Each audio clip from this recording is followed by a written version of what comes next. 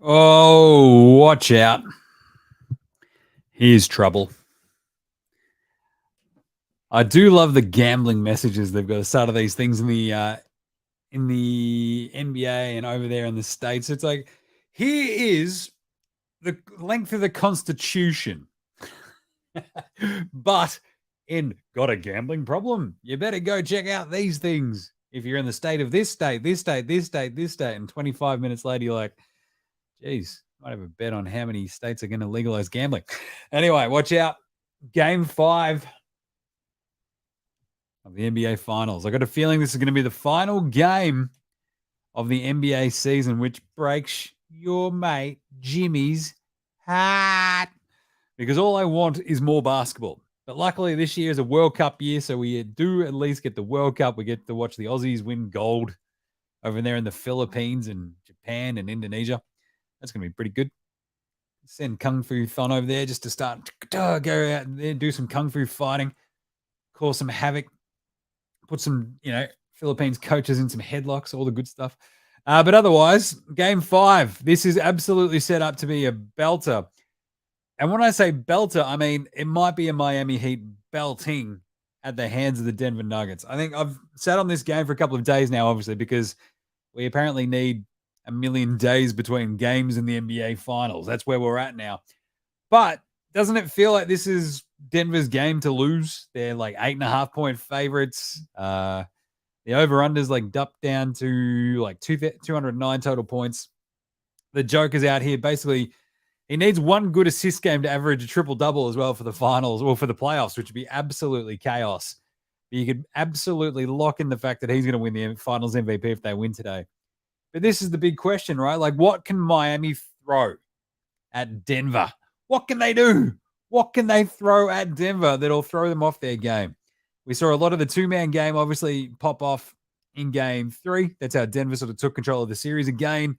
And then you saw basically Miami counter that and go, right, cool. If you want to stop us, absolutely punk us with this two-man game, guess what? We'll play better defense. And then Denver went, that's cute. Do you see what we've got here?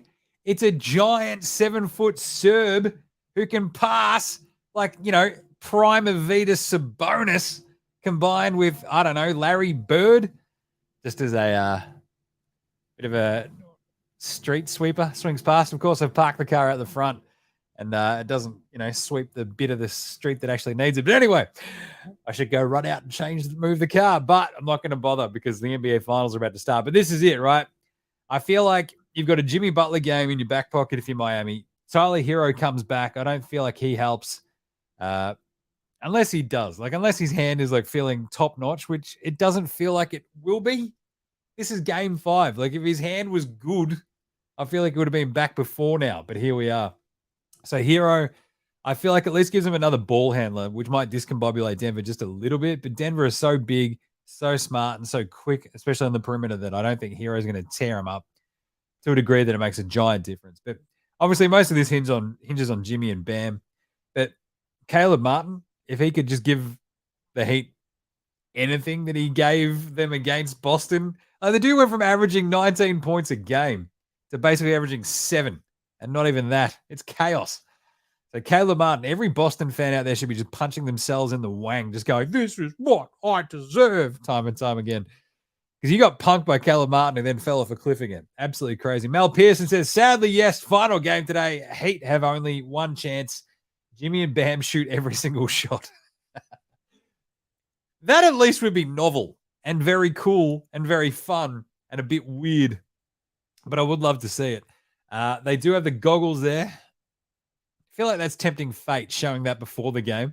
It's like, you don't show those. You don't show your champagne. You don't show your goggles. You don't show any of that. You have them hidden away in like a back closet until like tip, at which point, like the equipment manager runs out and goes, right, I've got a giant crate. Nobody opens this until the game's over. That's how you got to do it. You can't do it otherwise. If you do it otherwise, you're taking the absolute piss. So anyway, I think the entire prediction for this game is that we see Miami come out with a big push early. And Denver, though, weather the storm as per usual. I think they get a nice little KCP game. I think KCP with a couple of threes, Michael Porter Jr. with a couple of threes as well. I think the Mosquito fleet for the Heat, Gabe Vincent, Maxi Struess, Martin, Duncan Robinson. I'd like to have a beer with Duncan because he looks like fucking Jimmy Neutron with an office job. But then it's going to be big booty Kyle Lowry. Can you rely on him in a big spot like this when he's older than Methuselah? I just can't see the Heat gumming up this game enough to have their offense do enough in Denver again, like they did in game 2, to win the game, right? And I've been yelling about this basically since game 2 happened. The entire series, Miami have had one really good quarter and it won them the game. Denver have been the better team throughout the entire series. They've been bigger. They've been tougher. They've been better on offense. They've been better defensively. They've thrown them better looks.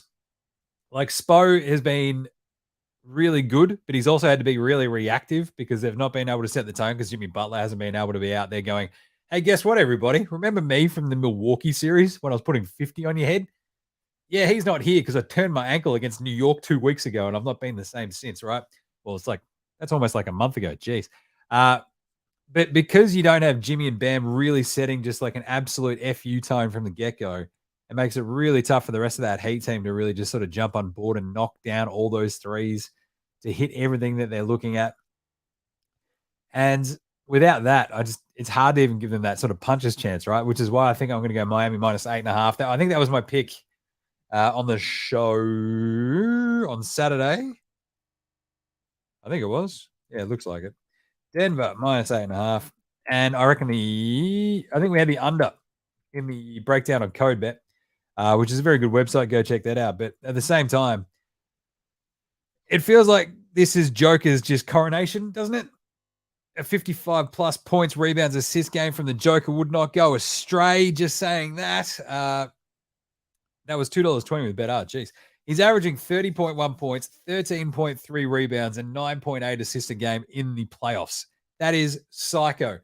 And if Joker wins this title, wins his finals MVP, he's already got the 2 MVPs. He's the top 25 player of all time. He'll start pushing for what? Top 15 pretty soon after that. He might get another one. You never know. This is the Joker. He's young. He's good. These Nuggets are absolutely flying. If they win this today, he'll be feeling pretty good about going into next year. But same time, they've got to win this one first. So Joker, my favorite thing as well, I dug this one up for the CodeBet story.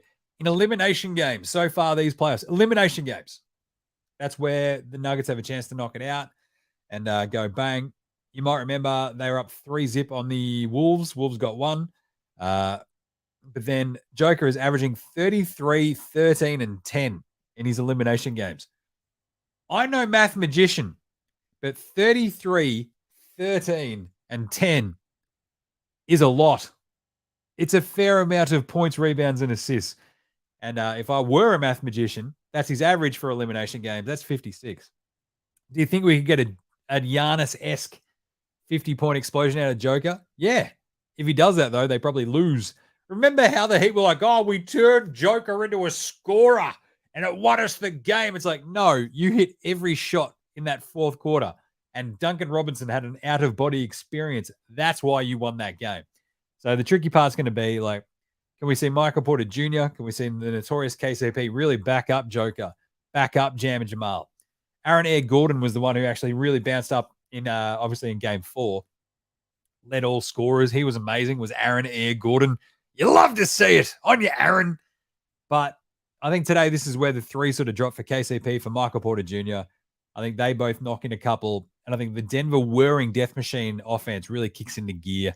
And I think we see Denver sort of just keep them at arm's length in the first half. And as per usual, put the boot in the third quarter and run away with it.